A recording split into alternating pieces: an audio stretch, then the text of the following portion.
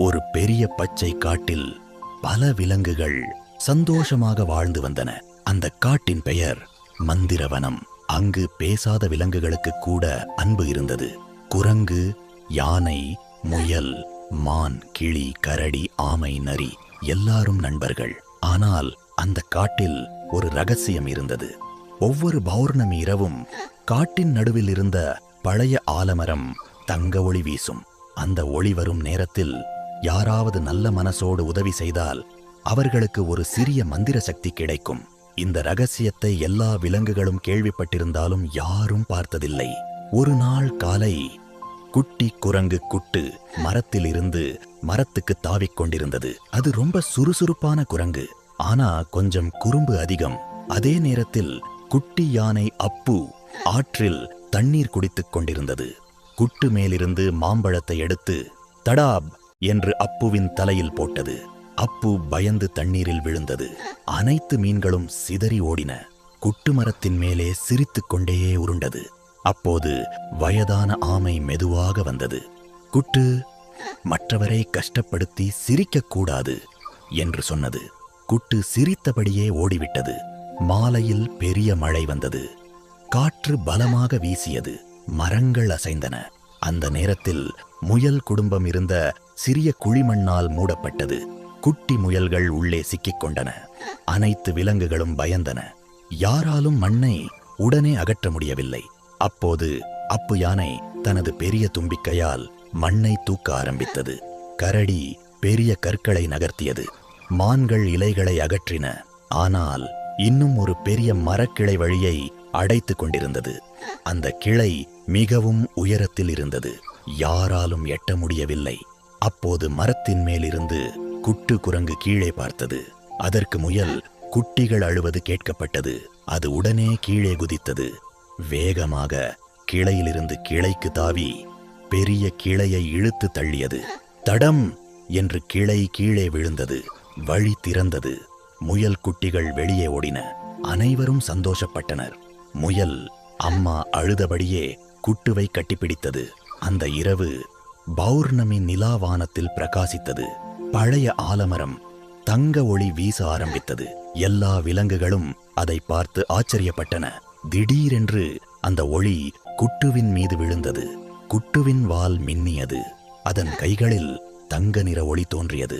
அந்த நாள் முதல் குட்டுவுக்கு ஒரு மந்திர சக்தி கிடைத்தது. அது எந்த மரத்தையும் உடனே பழம் காய்க்கச் செய்ய முடிந்தது. அடுத்த நாள் காட்டில் கோடை ஆரம்பித்தது. தண்ணீர் குறைந்தது. பல விலங்குகள் பசித்தன. அப்போது குட்டு தனது மந்திர சக்தியை பயன்படுத்த ஆரம்பித்தது. மாமரம், மாம்பழம், வாழைமரம், வாழைப்பழம், பலாமரம், பெரிய பலாப்பழம் என்று காட்டே பழங்களால் நிரம்பியது. குட்டி பறவைகள் சந்தோஷமாக பாடின. யானைகள் மகிழ்ச்சியாக தண்ணீர் தெளித்தன. முயல்கள் துள்ளின. ஆனால் அந்த காட்டில் ஒரு தந்திர நரி இருந்தது. அதன் பெயர் சூது. அது குட்டுவின் மந்திர சக்தியை திருட நினைத்தது.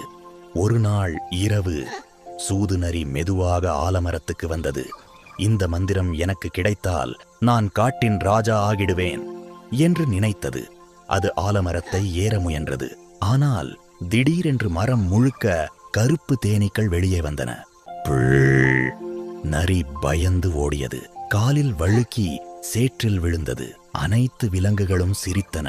அடுத்த நாள் காலை சூது நரி வெட்கப்பட்டு தனியாக அமர்ந்திருந்தது. அப்போது குட்டு அதன் அருகே வந்தது. அது ஒரு பெரிய மாம்பழத்தை நரிக்கு கொடுத்தது. நரி ஆச்சரியப்பட்டு பார்த்தது. நான் உன்னிடம் கெட்டது நினைத்தேன், நீ நல்லது செய்கிறாயே என்று கேட்டது. குட்டு சிரித்தது. அந்த நேரத்தில் ஆமை மெதுவாக சொன்னது, நல்ல மனசுக்குதான் உண்மையான மந்திரம் கிடைக்கும். அந்த வார்த்தை எல்லா விலங்குகளுக்கும் புரிந்தது. அதன் பிறகு மந்திரவனத்தில் எல்லா விலங்குகளும் ஒன்றாக வாழ்ந்தன. யாராவது சண்டை போட்டால் குட்டு பழங்களை கொடுத்து சமாதானப்படுத்தும். யாராவது சோகமாக இருந்தால் கிளிகள் பாடும். யாராவது பயந்தால் அப்பு யானை அவர்களை பாதுகாத்தது. ஒவ்வொரு பௌர்ணமி இரவும் ஆலமரம் தங்க ஒளி வீசும். அந்த ஒளியை பார்த்து எல்லா குட்டி விலங்குகளும் ஒரு விஷயம் மட்டும் நினைத்துக் கொண்டன. அன்பு செய்தால்தான் உண்மையான மந்திரம் கிடைக்கும். கதை முடிந்தது. ஒரு காட்டில் மினி என்ற குட்டி முயல் வாழ்ந்து வந்தது.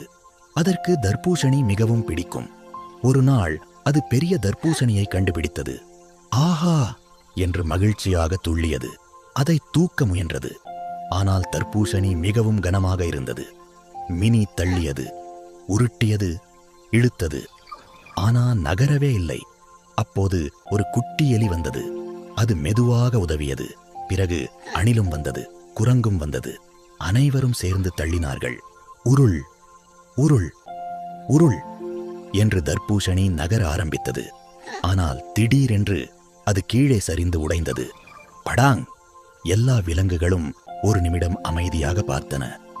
பிறகு தர்பூசணிக்குள் சிவப்பு பழம் நிறைய இருந்தது. அனைவரும் சேர்ந்து சாப்பிட்டனர். மினி சிரித்து கொண்டு சொன்னது, நண்பர்கள் இருந்தா பெரிய சுமையும் லேசா ஆகிடும். கதை முடிந்தது.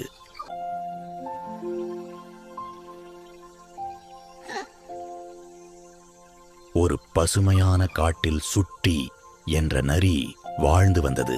அது எப்போதும் குறும்பு செய்வதுதான். ஒரு நாள் சுட்டி காட்டில் நடந்து சென்று கொண்டிருந்தது. அப்போது ஒரு தங்க நிற கேரட் தரையில் மின்னியது. வாவ், இது என்ன கேரட் என்று ஆச்சரியப்பட்டு எடுத்தது. அந்த நேரத்தில் பூம் என்று புகை வந்தது. சுட்டி திடீரென்று மிகவும் சின்னதாக மாறிவிட்டது. எறும்பை விட கூட சிறியதாக. சுட்டி பயந்து ஓட ஆரம்பித்தது. ஆனால் ஒரு பட்டாம்பூச்சி வந்த காற்றிலேயே அது தூக்கி போக ஆரம்பித்தது.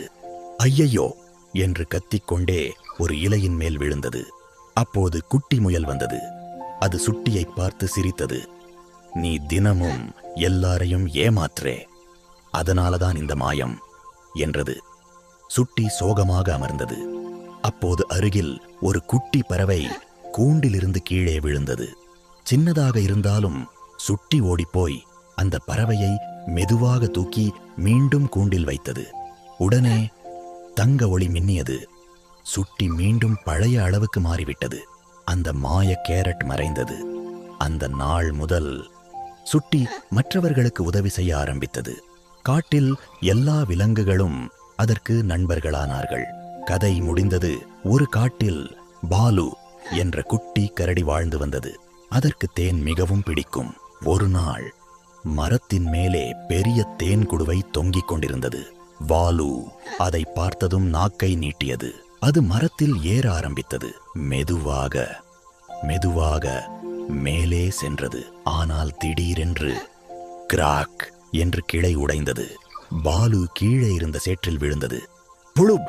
முழுக்க சேறு. அதை பார்த்து குரங்குகள் சிரித்தன. முயல்கள் துள்ளின.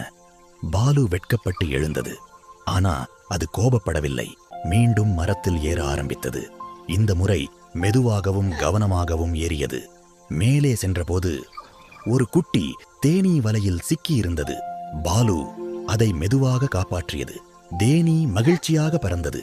சில நிமிடங்களில் நூற்றுக்கணக்கான தேனீக்கள் வந்தன. பாலு பயந்து கண்களை மூடியது. ஆனால் தேனீக்கள் அதை கடிக்கவில்லை. அவை ஒரு பெரிய தேன் கூட்டை கீழே தள்ளின. தப்! புதிய தேன் நிறைய வெளியே வந்தது. பாலு சந்தோஷமாக எல்லா விலங்குகளுடனும் தேனை பகிர்ந்து சாப்பிட்டது. அந்த நாள் முதல் பாலு ஒரு விஷயம் கற்றுக்கொண்டது. நல்ல உதவி செய்தால் நல்லதே திரும்ப வரும். கதை முடிந்தது.